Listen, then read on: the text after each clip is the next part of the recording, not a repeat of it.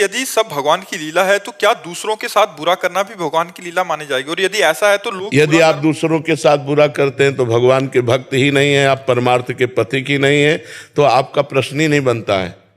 भगवान की सब लीला है ये वो कह सकता है जो भगवान को प्राप्त है या भगवान को प्राप्त करना चाहता है।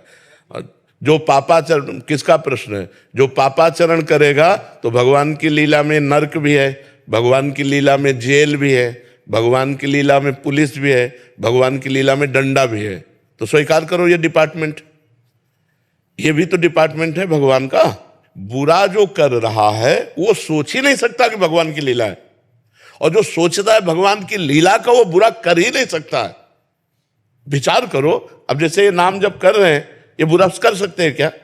हृदय की स्थिति हो, जैसे हम इसलिए बोला बच्चा, तो जैसे लोग कह देते हैं भगवान की इच्छा के बिना पत्ता भी नहीं हिलता है।